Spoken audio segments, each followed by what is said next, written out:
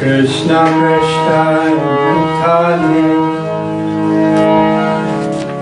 Srimate Bhakti Vedanta Swami Nityananda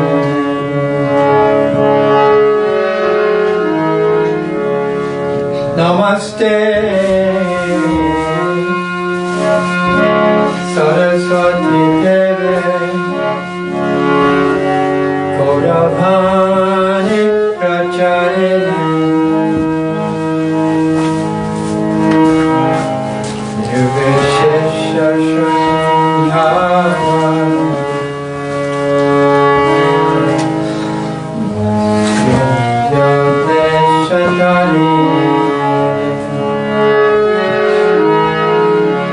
Jaya Se Krishna Caitanya Prabhu Nityananda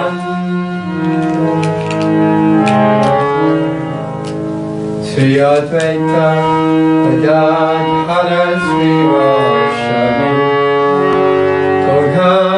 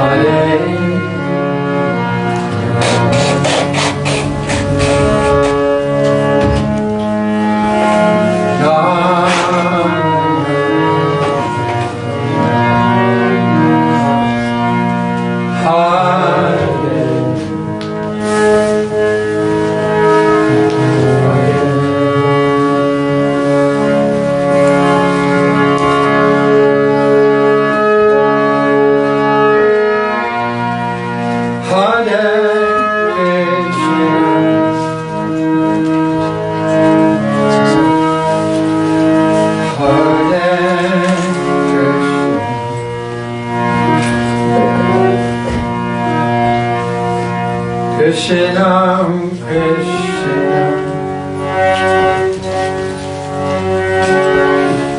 Hare Hare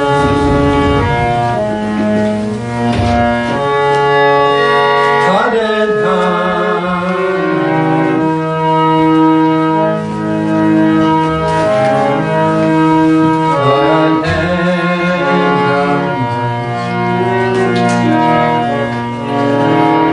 Ram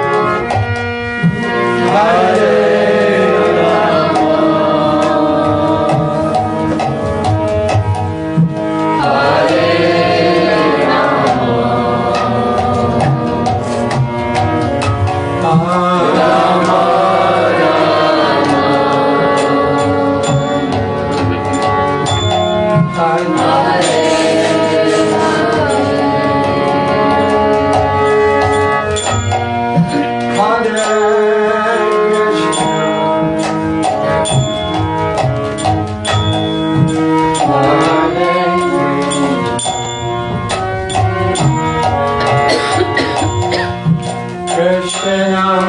Krishna,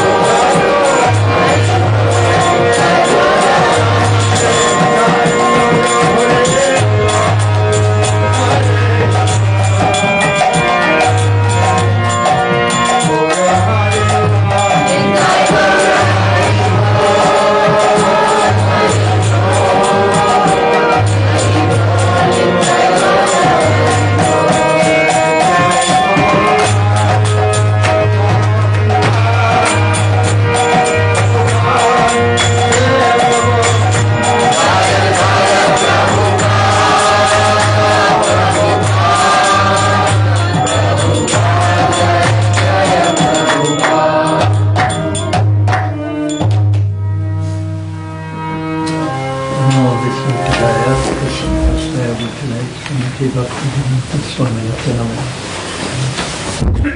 Namaste Saraswati Devi Gauravananda Navasesha Sanyavadi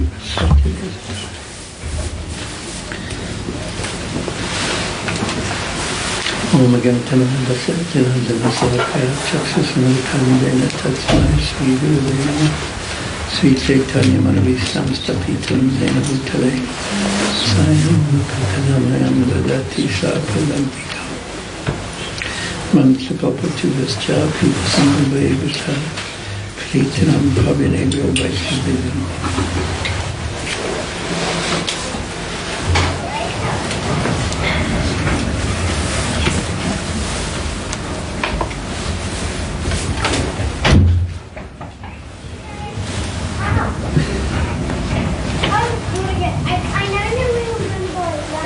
Hare Krishna. Good morning. We just, in the last class, finished the 7th chapter of Madhya Lila, where Sri Caitanya Mahaprabhu has begun his South India tour. And it was very dramatic when he left, because he had taken sannyas. This is just a few months after Mahaprabhu took sannyas. When he left, when he first took sannyas, he was immediately going to Vrindavan, and then he changed the direction that he was walking. He had been walking in Radhadesh, which is the place where Nityananda Prabhu was born, the place where the Ganga does not flow, in Bengal. And then he turned back towards Jagannath Puri. And there, Nityananda Prabhu, and he tricked Mahaprabhu into going to the home of Sri Advaita Acharya. And there, Mukundadatta, Nityananda Prabhu had sent Mukundadatta to Mayapur, to Navadvip, to bring all the devotees who were devastated. It's very difficult for us to conceive of, practically speaking, of what it was like for the devotees in Navadvip, Mayapur, when Mahaprabhu took sannyas. The place where he crossed the Ganga to go to Katwa to take sannyas from who? From who? Keshava Bharti. So that they call that Nirdoigat, the place of no mercy, because it allowed Mahaprabhu to leave Navadvip and their association of the devotees, and the devotees, because every day they would come early in the morning to see Sachimata, and this morning when the devotees came, they saw that she was devastated. She was unconscious, and practically speaking, until Mahaprabhu, she met Mahaprabhu in the home of Advaita Acharya in Shantipur, she didn't eat. And all the devotees were completely devastated. They had lost the very cause of their life, the reason, the love of their life, that which gave life to their life, Mahaprabhu. So that kind of relationship, where it's such a devastation, is not possible, practically speaking, to see in this world, although the reflections do appear every now and then in very, very deep, heartfelt, super heartfelt relationships. But nowadays in Kali Yuga, those relationships become more and more rare, when people bond so closely that the absence of the person means the greatest part of them is missing. And why in Kali Yuga is it like that? It's because the very thing that is meant to give us pleasure, relationships, ultimately with Krishna, ends up being the cause of the greatest pain in Kali Yuga. So everyone is a little hesitant to move in extremely closely. Which is, in one sense, it's terrible for our spiritual life. In another sense, it's good for our spiritual life. In the sense that it's terrible is that good material relations with family members, with mother, father, husband, wife, and then with teachers, with the priests, with the king, prime minister, or president.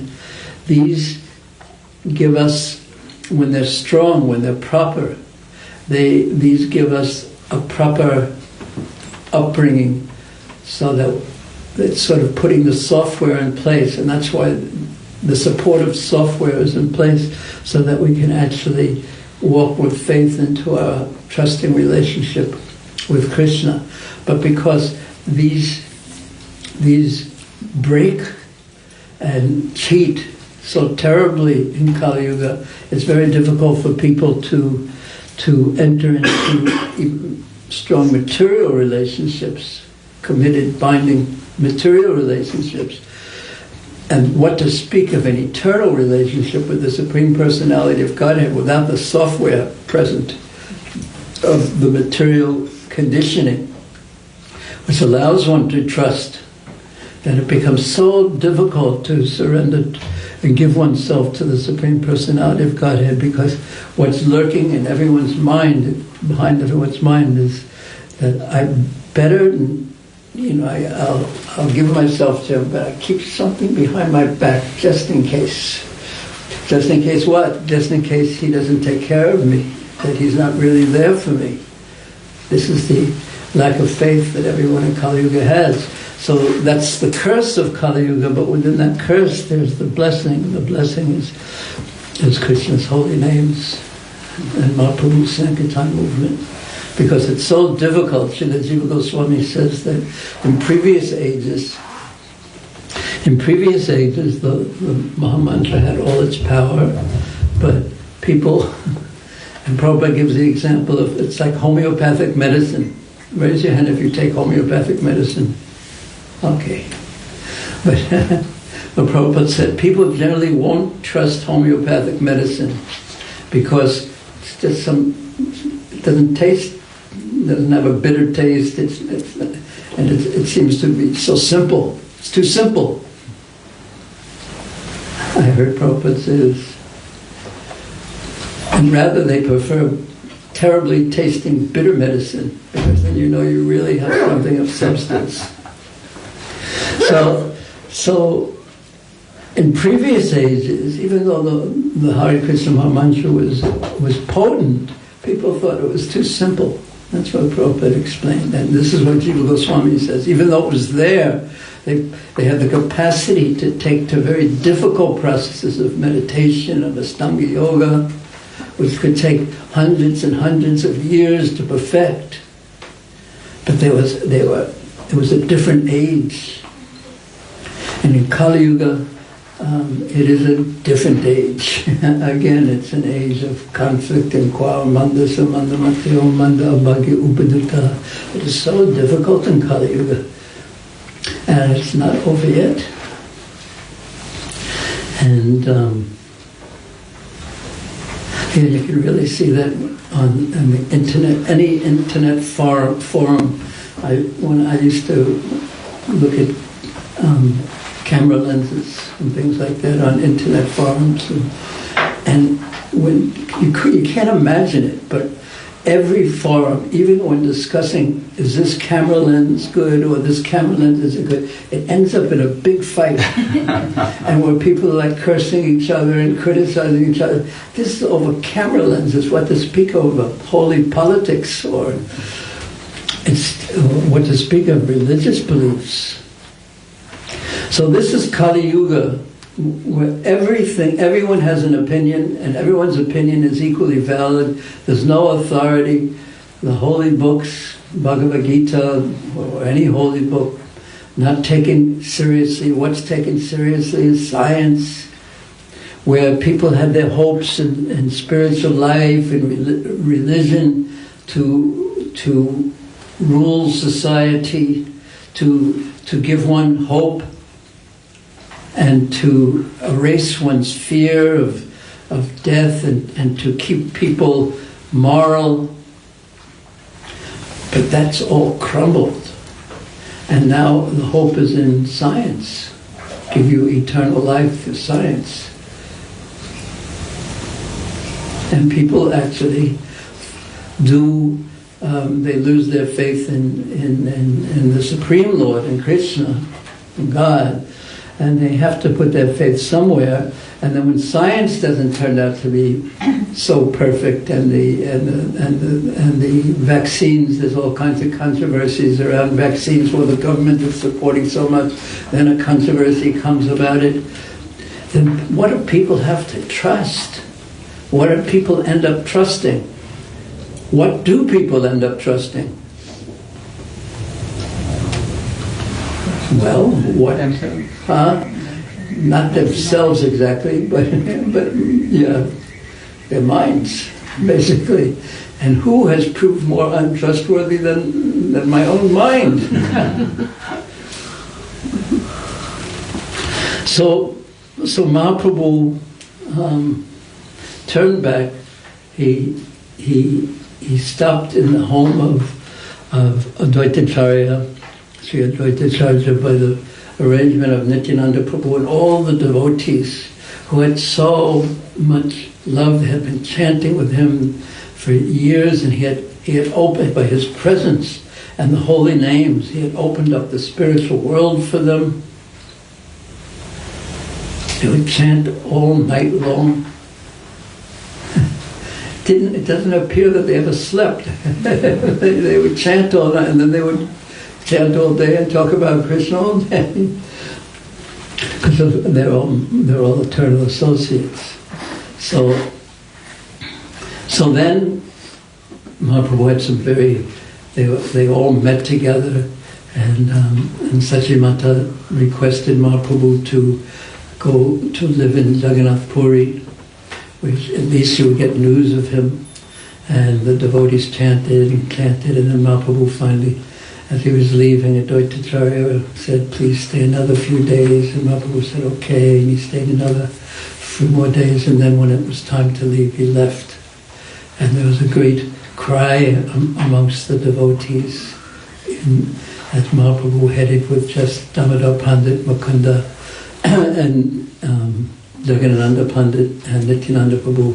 They headed towards Jagannath Puri. And on the way, in chapters 4 and 5, 4 and 5 of Madhya Lila, the whole subject really is deity worship. First Gopal and Gopinath, and then Shakshi Gopal. And we had read all those pastimes, and they're so wonderful, because in those pastimes we understand some of the special mercy, the technology that Krishna gives in this world, that although we can't see him unless we are lovers of Krishna, but he so kindly comes in the form of the deity, so we can practice, of the Vigraha, so we can practice making offerings of love to him. They're there for practice. And sometimes Prabhupada would say that the deity worship is for neophytes. But that doesn't, and we may think, oh, how could I be a neophyte? But, and sometimes he would explain how we all are neophytes, but yet he still wanted us to come to the level of Madhyam, and so he could preach. But the deity worship, Srila Jiva Goswami describes in Bhakti Sandarbha that everyone should perform deity worship in one way or another, either by visiting the temple or cleaning the floor or doing this or that or the temple. Everyone should engage in it. In that way, practice making loving offerings to Krishna, the Supreme Personality of Godhead. And Krishna will accept anything, practically speaking, if it is offered with devotion. Bhakti paritam snami. Snami means I will accept it. Bhakti paritam, if it is done with devotion. So that's That's the only lack in the world, as Srila Bhaktisiddhanta Saraswati Thakur would say, that the only thing lacking in the world is Krishna consciousness, which means devotion. And the only thing lacking in me is that same thing, is true devotion. What is devotion? Serving Krishna favorably, without any other desire. No desire to get something on the material level, no desire to get something on the intellectual level, heading for liberation. Just to please, this is done just to please you. From the beginning to the end, it is just done to please you. So the worship of Sri Vigraha allows us to practice that. And of course, the difficulty is, and the same thing with chanting rounds, is that anything you do every day tends to become mechanical. Mechanical means superficial. And superficial means not satisfying. So then at some point we become confronted with something that we've heard is spiritual, but yet it's not satisfying. So that brings a tension within us. And the tension is highlighted by a choice that we have to make, being pushed by the depth of our spiritual life and the depth of our material conditioning being pushed one way or another, is that the question comes, where do we look for our satisfaction then? Because this, doing it on a superficial level, isn't so satisfying, even though in Kali Yuga no one is very dutiful either. In previous ages, people tended to do things because it was the right thing to do, because you're supposed to do it. But in Kali Yuga, I remember growing up, and I remember having such a dislike for that word duty. I really didn't like it, because just it meant to do it because you're supposed to do it, even though it was meaningless and it had no pleasure attached to it, and still you had to do it. It seemed to me the most unreasonable thing.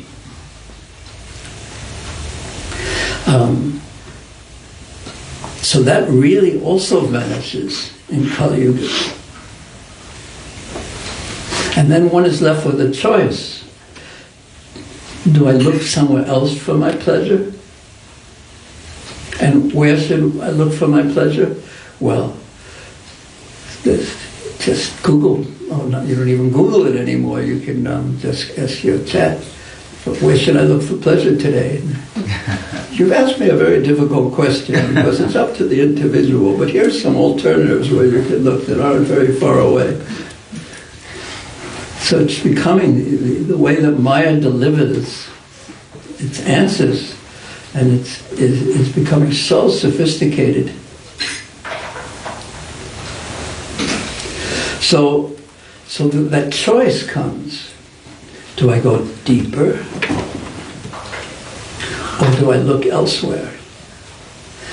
And when we look at the question, should I go deeper, the first confrontation is to accept that I'm not deep enough. And then the next question is, well, whose fault is it?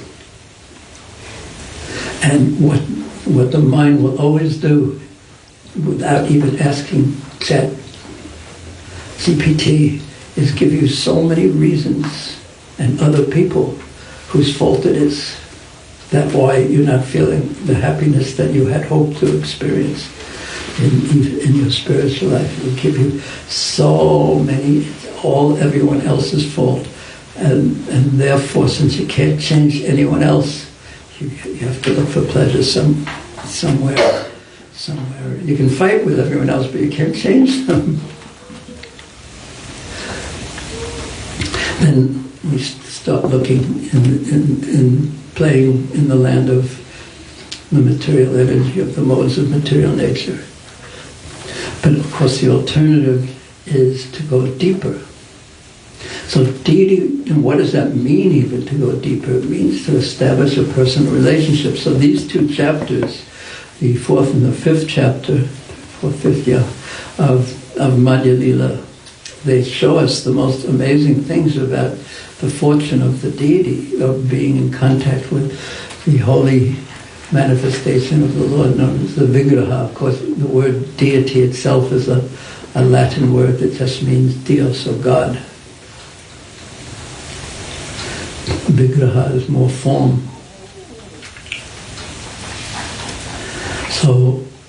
So what to do when we want to go deeper? So we have the deity, we have the books, we have the association of devotees, we have the Bhagavatam, those books that have the holy name and the holy place.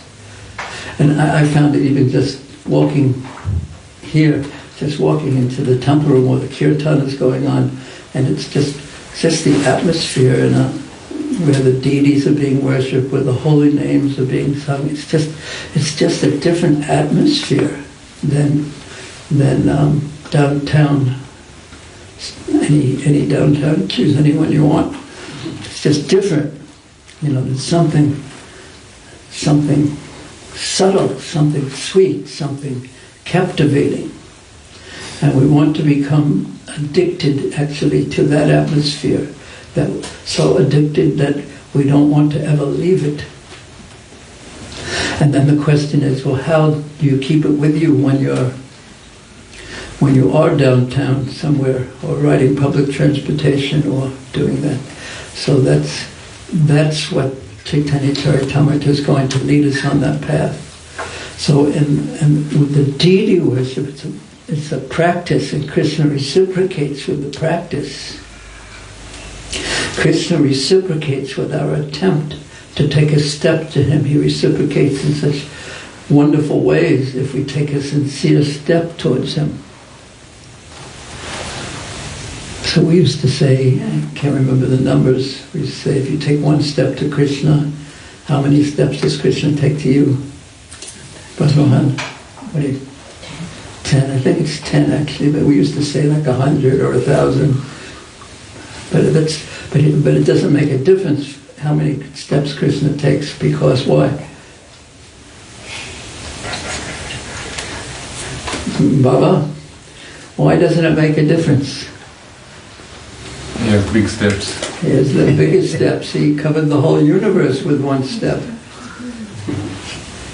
So, and if he wants, he can take 10,000 teeny steps.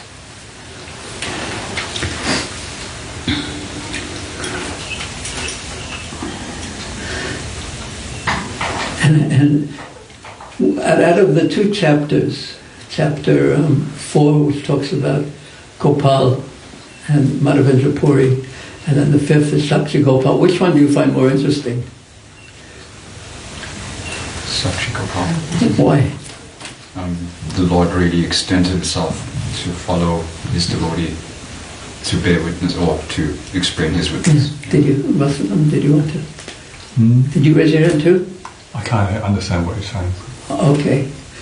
Did you raise your hand? No. Or you couldn't understand the question? I missed the two chapters you talked about. Okay. So, because the story of Gopal has to do with Vrindavan and Govinda Kund, I always found that more attractive.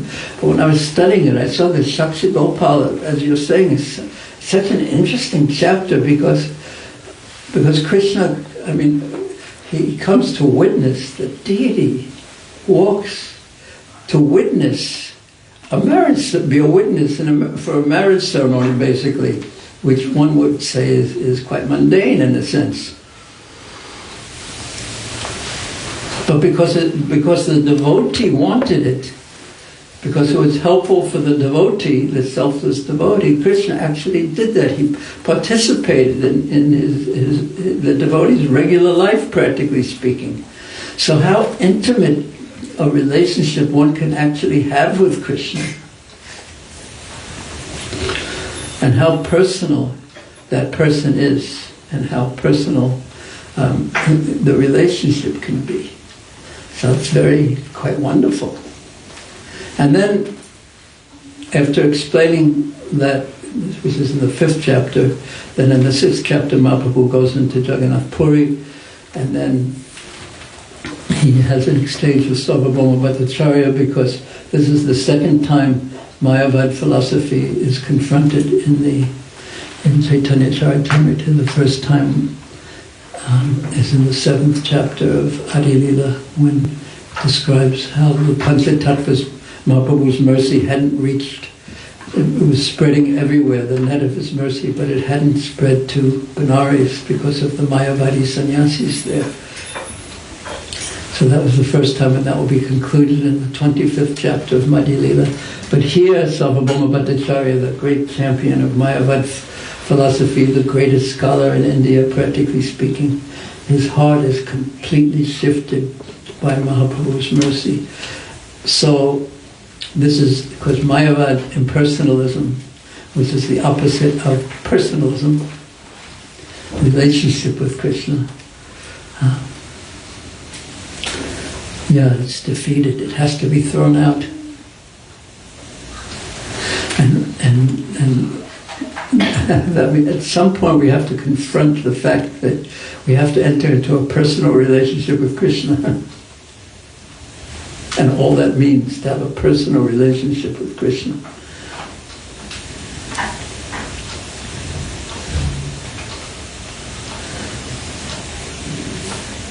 And it's astounding, and it's so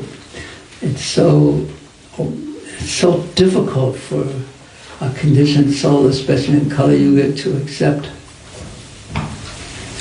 is that he's a person, that the Supreme Absolute Truth is a person. That means an individual.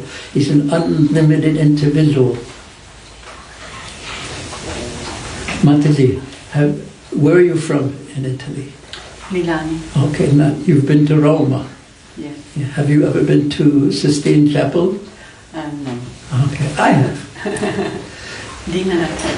I have too. Only tourists go. Yes, tourists go. Yes. So I went, and actually it was funny. I was carrying I was carrying Bala with me in my hand. Little Bhagopal Didi. Oh. I was giving him a tour. But I mean, I've said this many times, but to me it's such an amazing thing, because the Sistine Chapel and the Vatican it's like a huge museum. It's incredible, and each of the Mona Lisa is there, and each of the different items, the carved statues from the Renaissance and the different items of art, each of them is priceless, practically speaking. So I remember walking in one of the rooms, and there was this huge carpet on the wall. What's that called when the kind of Embroidery? An embroidery? Not embroidery, but when you Tapestry. Macrame? Not quite macrame. when you take a needle and you poke it through the cloth. Needle point. Needle, something like that, you go like this. So there's this huge, of course, it must have been at least as big as this room. No, maybe I'm exaggerating. But it was huge on the wall. And there was this picture of this bearded fellow who was a holy person. And in the corner and he was in a room that was mostly dark. And then on the side, or in one of the corners, the upper left-hand corner, was this bright light coming. That was God. And he was like this, out of fear of being in the presence of the Supreme, of God. And the atmosphere is so religious, especially when you've been brought up in the West. It has the feel of what religious is. it's completely different from Krishna Balaram Mandir, which has a completely different feel. It's like, because it's very somber. It's very sort of heavy. And Krishna Balaram Mandir is so wild.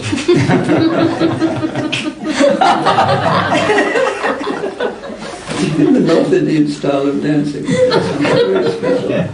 You know what I'm talking about? Is Bollywood copying that? Or is Jagrupara? He can explain to us all the moves. Where is he? What do we need?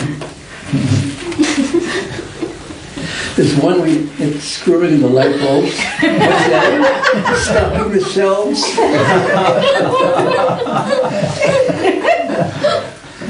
That's I call them stocking the shelves and others.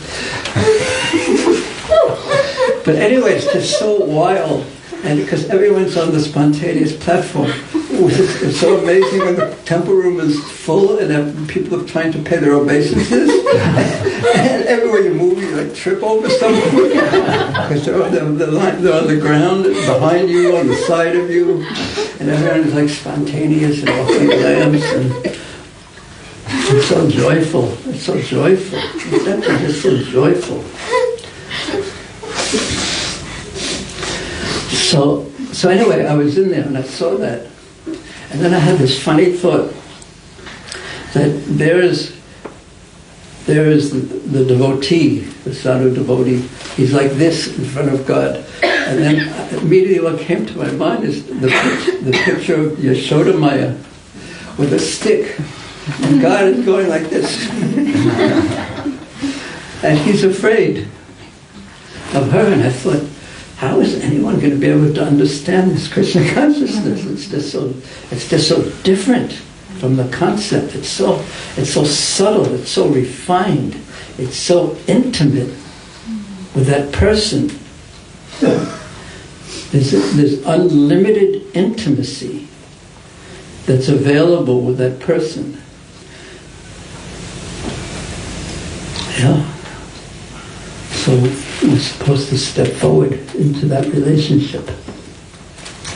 So what gets in the way, of course, there's karma, there's the material desires, because you can't be holding on to something material very tightly and then pick up the relationship. You have to drop this to pick up that. So we tend to want to hold on to pick up at the same time, and it doesn't quite work like that. But the material nature is so merciful in its own special way. It forces us to let go if one's a devotee. Why do I say if one is a devotee? And of course I mean a real devotee or a really aspiring devotee, but because we tend to do the externals, but keep inside attachments. And I mean you keep attachments on the material, mental level, and then Krishna he has a way of dealing with that. He sometimes he fulfills those, and then we see it's quite hollow, or sometimes he just he has because he's personally dealing, and that's Tatero Kampam Susramatsamano. The devotee sees Krishna's hand in whatever it is that's going on. So Mayavad philosophy has to be given up. Impersonalism has to be given up, otherwise we can't walk forward into our relationship with Krishna. What to speak of the intimacy of the relationship? It stops us from going forward, and especially Mayavad philosophy, the logic, the subtleties of the arguments. We don't deal on that level, but you can just imagine, like the Madhva Sampradaya, they've been fighting and challenging the Shankara Sampradaya, the Advaitavad, Sampradayas, the Mayavads, they've been fighting and arguing and debating for hundreds of years, hundreds and hundreds of years, and they can't. No one can win, or no one admits defeat or something. So it has to be given up. So Mahaprabhu pushed Sarvabhauma Bhattacharya and then gave him a deep realization by showing him who he had. Mahaprabhu showed Sarvabhauma Bhattacharya who he was. And then after that, after Sarvabhauma Bhattacharya's heart was changed, and the seeds were planted for the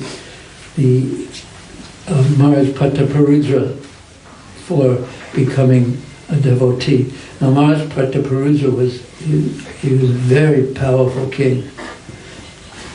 We don't see in Caitanya Caritamrta, we don't see much about what a powerful king he was. But he was a great warrior. Really, he was the last king in that dynasty, practically speaking. But he was extremely powerful, substantial. So when he became a devotee, and Sarvabhauma Bhattacharya became a devotee, and one other person from Puri became a devotee who was Krishna willing we'll start to hear about today, it was Ramananda Roy. And then everything was complete. So Mahaprabhu then decided, after changing the heart of Sarvabhauma Bhattacharya, decided to go on his South India tour. So that was the last chapter. We had been reading chapter 7 of Madhya Lila. And we just completed that. And in chapter 7 we heard the basic system that Mahaprabhu used as he was traveling and preaching. And then in chapter 9 we'll hear more about what he did as he toured South India. He was just so internally absorbed in love for Krishna and chanting, and he was so exquisitely beautiful himself that he attracted everyone. And he empowered everyone by his presence, by his touch, by his embrace, by his chanting. He infused them with love of Krishna, just like a hot iron, or an iron becomes infused with the heat of a blazing fire, and iron turns into fire, practically speaking. Tadiyanam samachanam.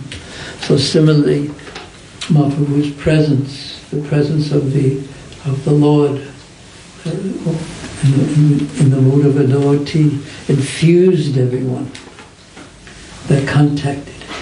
So the main things that happened was his instruction in the 7th chapter was his instructions, preaching instructions, him acting as a perfect sannyasi in full dependence on Krishna.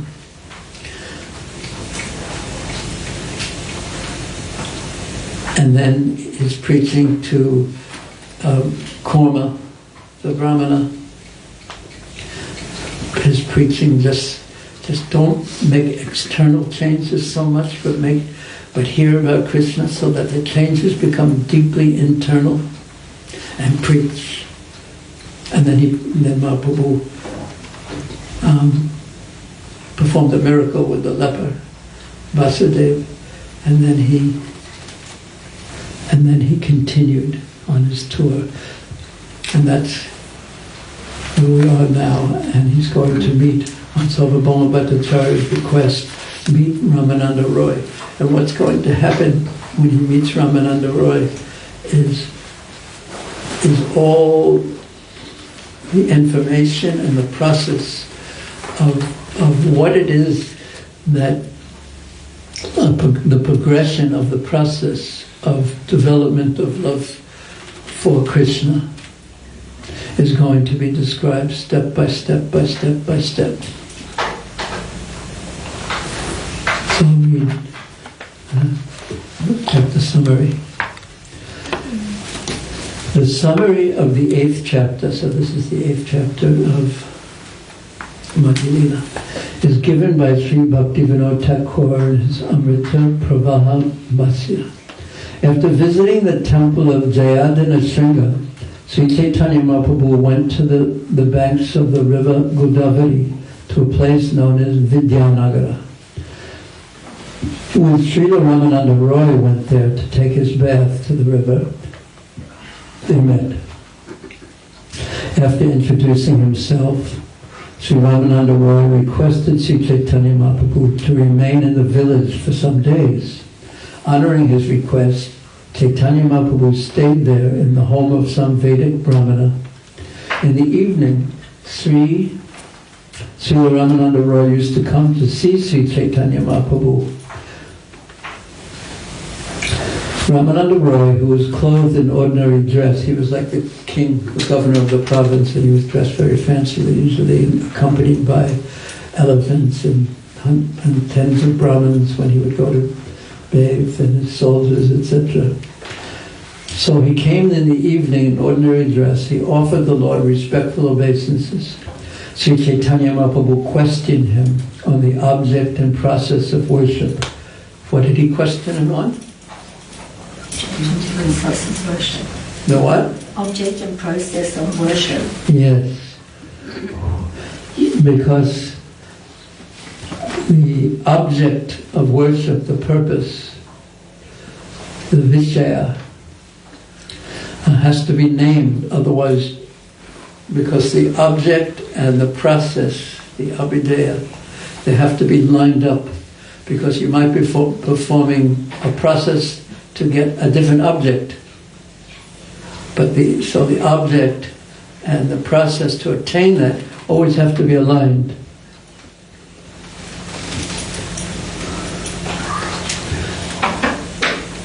And also, Mahaprabhu questioned him on the object and process of worship, and also asked him to recite verses from the Vedic literature.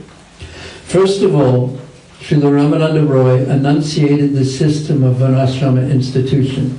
He recited various verses about karma arpana, stating that everything should be dedicated to the Lord. He then spoke of detached action, knowledge mixed with devotional service, and finally, the spontaneous loving service of the Lord. After hearing Sri Ramananda Roy recite some verses, Sri Chaitanya Mahaprabhu accepted the principle of pure devotional service, devoid of all kinds of speculation.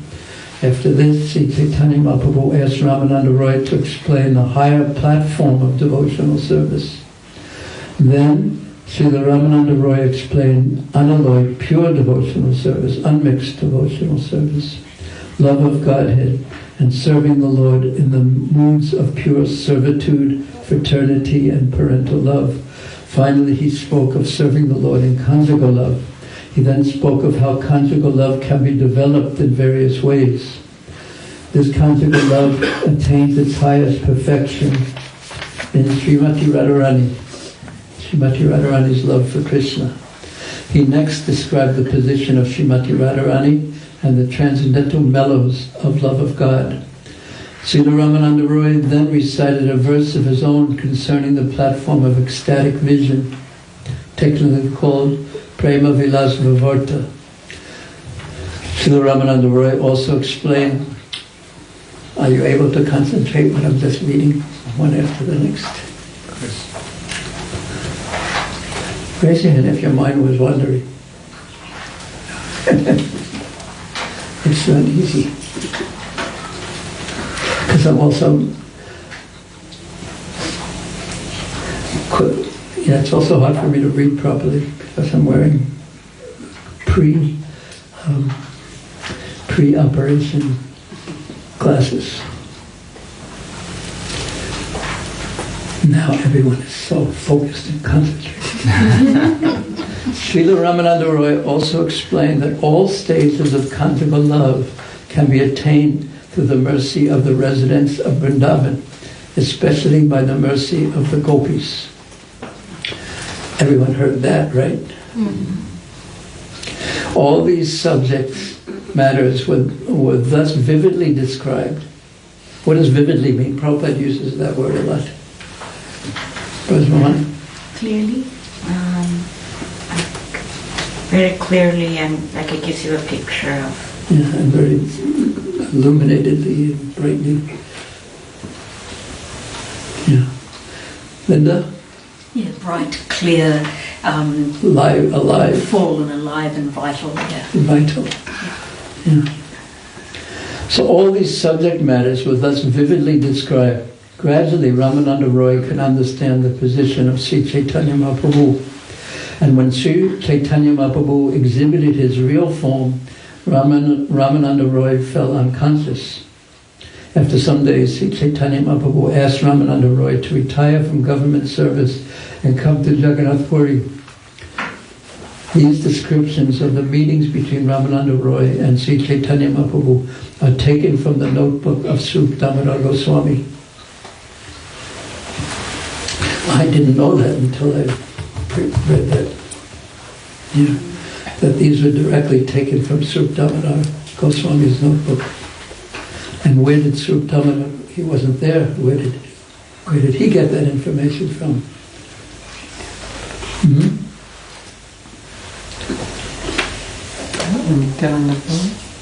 Nityananda Prabhu wasn't there. But someone was there. Huh? Raghunath Das Goswami.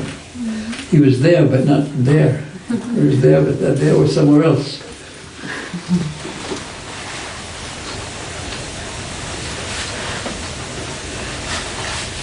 So Mahaprabhu had a servant with him whose name was? Yeah, Krishnadas. Kaliya Krishnadas. So just imagine when Mahaprabhu returned after 2 years, that all the devotees must have gone to that, all those who accompanied Mahaprabhu would say, what happened, tell us everything, what did he do here, what did he do there?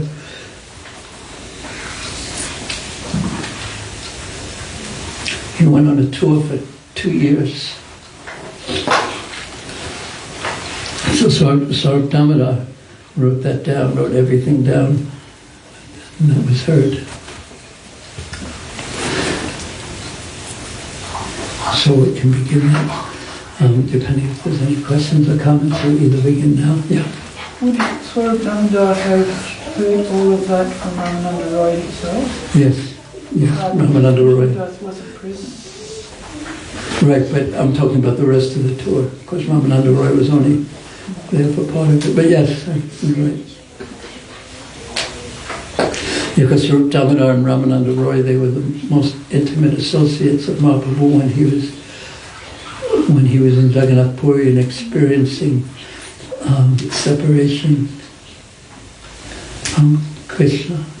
In the mood of Srimati Radharani, they would stay up all night with him and sing songs that would complement his mood, recite verses that would complement his mood. So this is in that part of Caitanya Caritamrta in Antya Lila 14, chapters 14 to 19, which is Mahaprabhu doing two things. He's experiencing the deepest form of love and separation, that of Srimati Radharani, and also teaching it by his experience. This is directly said.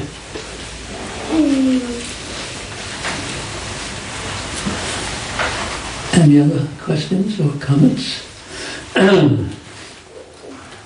Any questions or comments? Merely? Anyone else? Yeah. I was just thinking, how could they bear to stay alive if they were feeling so much separation? It would just be hell. It'd be hell or heaven. See, that's one of the most interesting things, that when you read about it, it looks like torture. But actually, it's the greatest ecstasy. And even the devotees, see, only a few devotees Raghunath Das serving Srup Damodar, and there was a few devotees who would be with Mahaprabhu when he was in those moods, but sometimes he would be there with the devotees and they would be wandering together. So the devotees, when they would see the ecstatic manifestations that Mahaprabhu was going through, the external manifestations, like his blood sometimes would be coming from his skin, and his joints would be separated. Sometimes his joints would be withdrawn, all his limbs would be withdrawn into his body. So it's not they were thinking, oh, how wonderful, Mahaprabhu is in ecstatic trance. No, it was extremely difficult for them. Extremely difficult to see what Mahaprabhu was going through. But actually it was the highest ecstasy. But yet it was extremely difficult on a certain level to observe. And we can't say very much about what it was to be like to experience it. But we know it's the highest ecstasy, Mahabhav.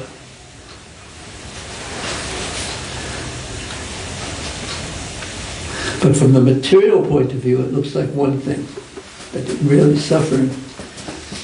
So therefore, it's not the kind of thing that's spoken about to people who have a material point of view. Because it will obviously be misunderstood. Just like even Krishna's Vrindavan pastimes, misunderstood. Because it looks so ordinary on one level. But amidst the ordinary, Krishna is always doing extraordinary things too. Too bad you can't really preach that kind of thing, can you, to people?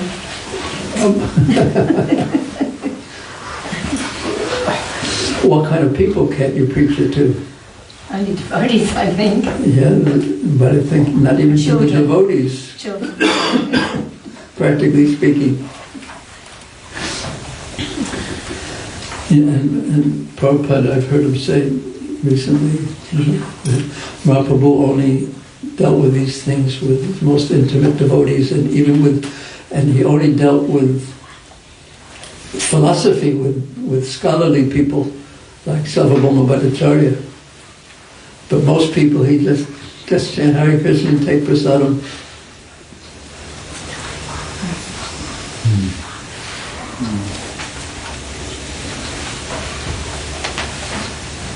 Yeah, and that's and to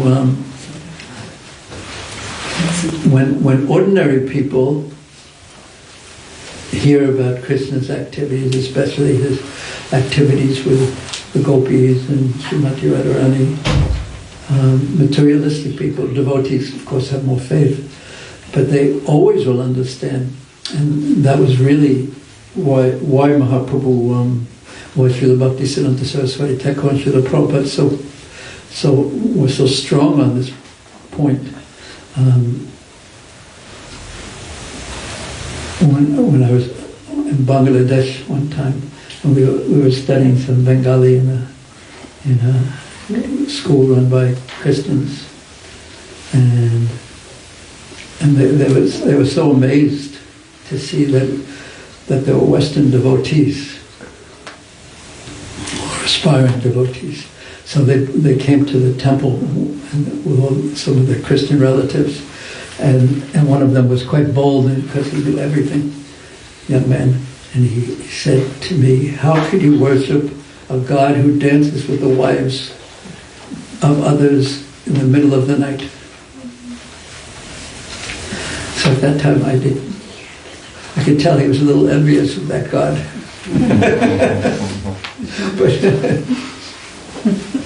But how do you explain? You don't know what God is. Morality. What is the purpose of morality? The purpose of morality is to elevate a person who and give guidelines and laws and rules so people don't become degraded and become to the mode of goodness. But does God have to do that? And is this ordinary? If you understand what it means to be this, what God is, the concept of God even. But because of those type of typical misunderstandings, typical misunderstandings and imitating God. Therefore, it's very awkward preaching in one sense. And you see this, if you listen to Prabhupada's early lectures, he would speak more about Vrindavan and the gopis than even later, because he was speaking. And then it appears like he sort of realized who he was speaking to. And so he stopped, more or less. But it's an awkward thing, because what can you do if you can't talk about the positives of spiritual life? Then all you can do is criticize the materialism, and that's awkward, because you need positive, you need pleasure, so that means that we should start in the Bhagavad Gita and then read Srimad Bhagavatam from beginning to end, and we should advance and then read Caitanya Caritamrta, and etc., and develop our relationship with the deities, serve the devotees, preach, follow the process, chant. And then we can talk about the positives more easily.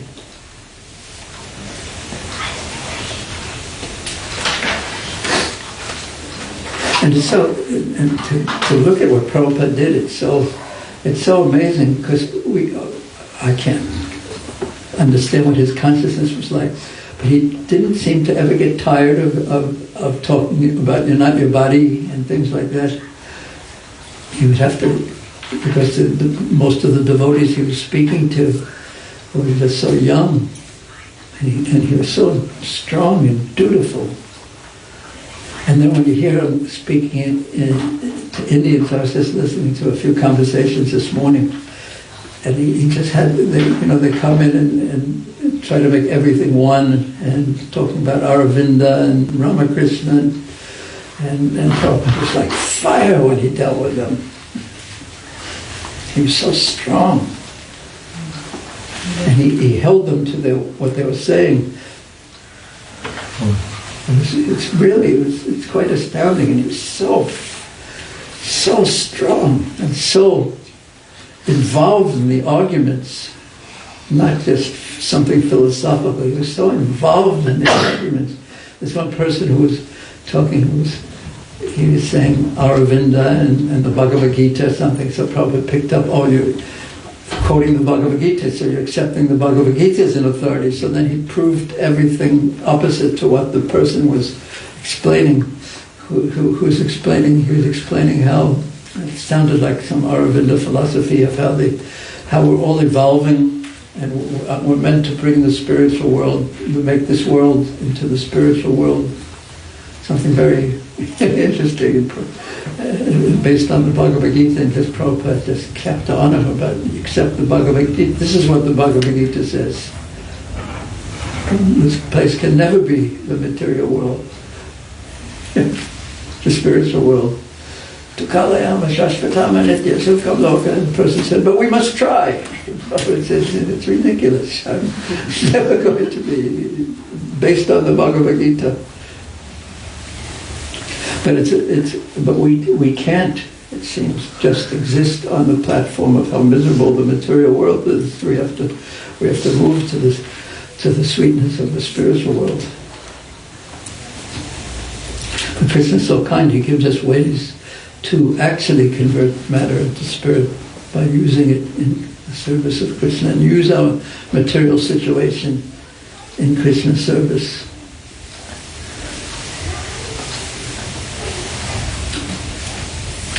Any questions or comments? Gopal?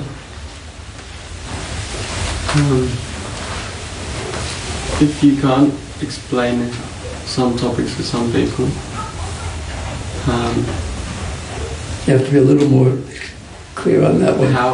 Well, we were talking about you can't preach that subject matter of Krishna's dealings with Radharani and the gopis.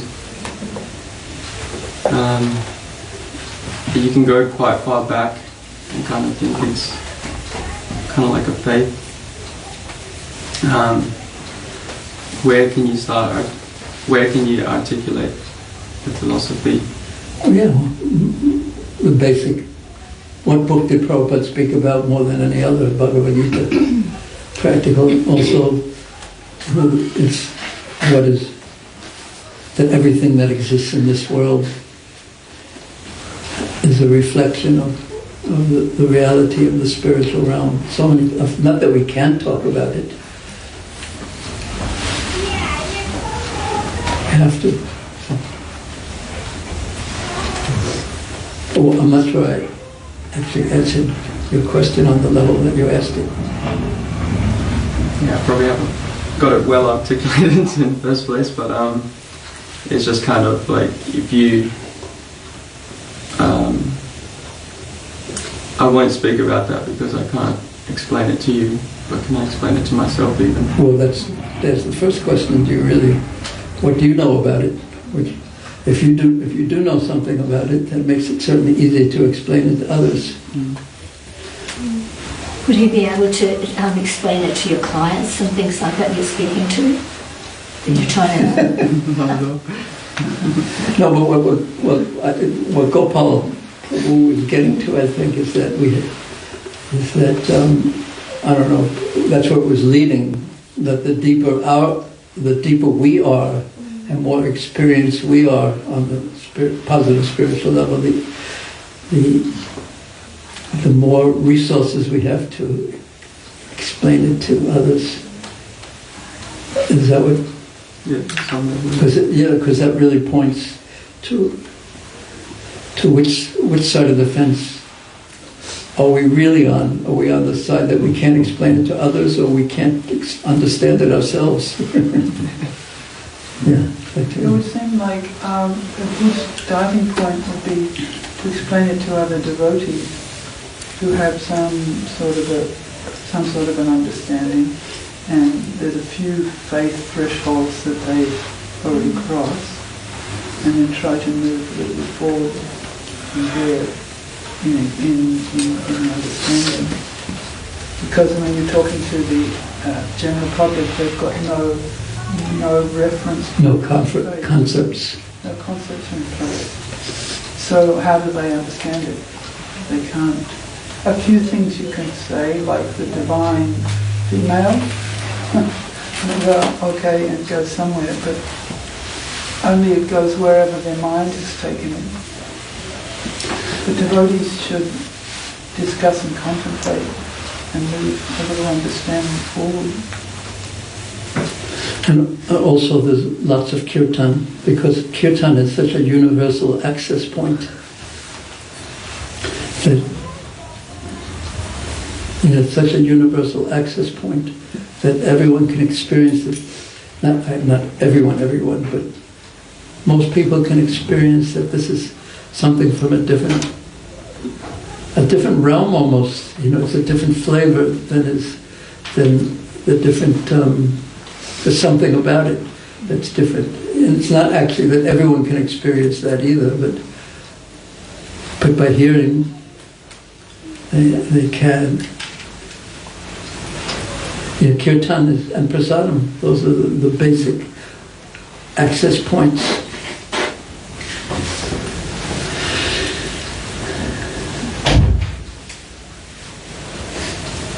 And,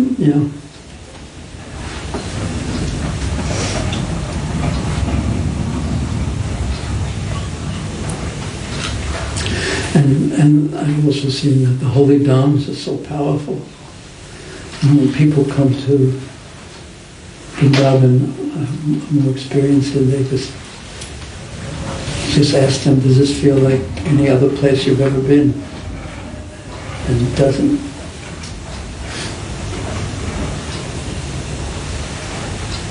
Prabhupada even said that even a non-devotee will experience separation from Krishna in Vrindavan. It just has such a special sweetness. It's so otherworldly and chaotic at the same time.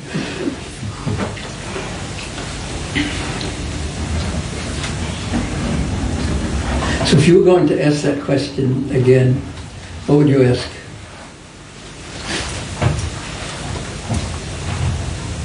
how can I progress my understanding?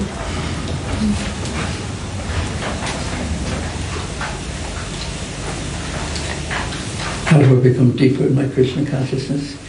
Actually, Ramananda Roy will address that question. And Kusma Prabhu will ask that question. But that's a bit later.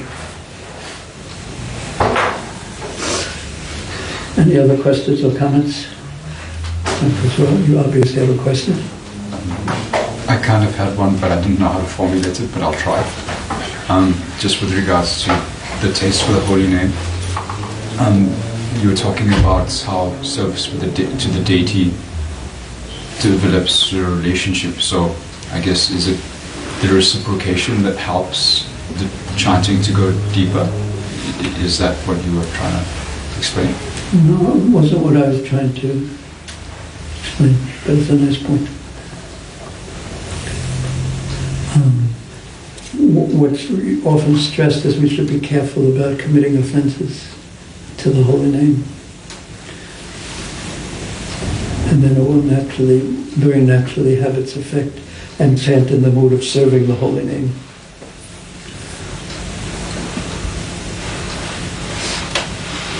Okay, any last question? You mentioned the Bhagavatam. So my question is it compulsory to read it in order from beginning to end, or can... That's what's recommended.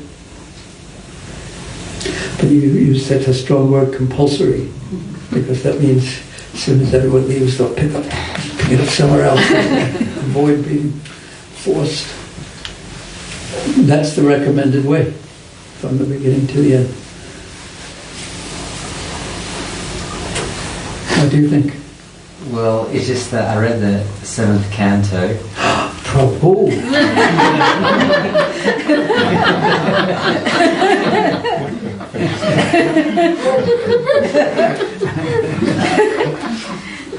I didn't get it.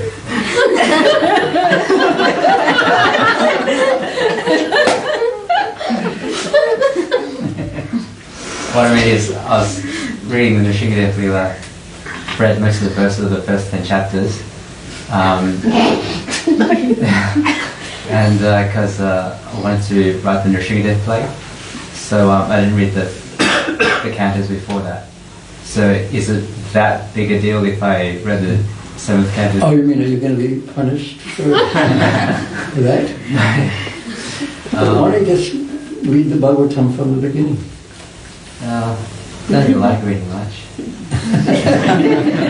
The topic has changed from your question. Don't worry, just Caitanya Caritamrta, take prasadam and write plays about Lord Nrsimhadev and Dhruva Maharaj and who else? Ramayana. And Ramayana and... They're the main ones I like. Because somehow or another we absorb the thoughts about Krishna. Try your best. Okay, thank you. Hare Krishna. Caitanya Caritamrta.